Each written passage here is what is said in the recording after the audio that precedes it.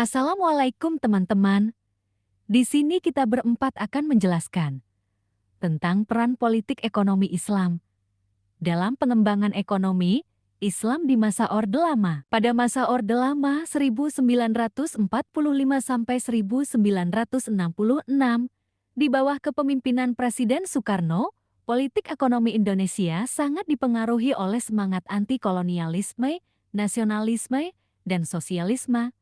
Namun, walaupun dominasi ideologi yang kuat pada waktu itu adalah Marxisme dan nasionalisme, pemikiran dan peran politik ekonomi Islam juga memiliki kontribusi tersendiri dalam pengembangan ekonomi, meskipun terbatas. Berikut adalah penjelasan mengenai peran politik ekonomi Islam dalam pengembangan ekonomi Islam selama masa Orde Lama.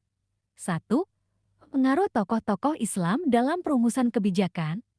Tokoh-tokoh Islam seperti Muhammad Natsir, Syafruddin Prawira Negara, dan tokoh-tokoh dari Masyumi memainkan peran penting dalam memperjuangkan nilai-nilai ekonomi Islam, terutama pada masa awal kemerdekaan sebelum pembubaran Masyumi oleh Soekarno tahun ke-1960. Kedua gagasan ekonomi Islam dalam partai politik. Partai Masyumi secara konsisten membawa isu-isu ekonomi Islam ke dalam wacana politik nasional, seperti pentingnya distribusi kekayaan secara adil, menolak sistem riba dan mendorong sistem keuangan berbasis syariah, mendorong kebijakan ekonomi kerakyatan dengan nilai-nilai keislaman. Meskipun tidak menjadi kebijakan negara secara resmi, gagasan-gagasan ini menjadi bagian dari diskusi intelektual dan politik nasional. Ketiga, lembaga-lembaga ekonomi berbasis Islam. Beberapa inisiatif masyarakat Islam mendirikan lembaga-lembaga ekonomi berbasis prinsip Islam, seperti koperasi dan lembaga keuangan mikro yang berusaha menghindari praktik riba. Meskipun masih dalam skala kecil dan terbatas pada komunitas muslim tertentu, langkah ini menjadi cikal bakal dari perkembangan ekonomi Islam yang lebih besar di masa mendatang. Keempat, hambatan dan tantangan.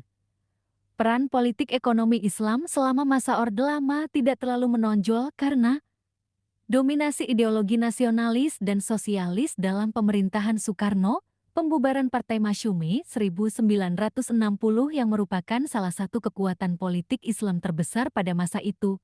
Sistem demokrasi terpimpin yang membatasi kebebasan politik dan peran Partai Islam dalam pengambilan kebijakan ekonomi nasional. Kelima, warisan untuk periode selanjutnya.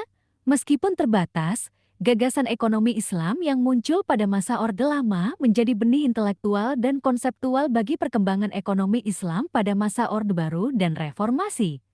Tokoh-tokoh Islam yang tersingkir dari panggung politik tetap melanjutkan dakwah ekonomi Islam melalui pendidikan, organisasi masyarakat, dan tulisan-tulisan ilmiah. Jadi kesimpulannya adalah, peran politik ekonomi Islam dalam pengembangan ekonomi Islam di masa Orde Lama bersifat ideologis dan konseptual, namun terhambat oleh kondisi politik yang kurang kondusif.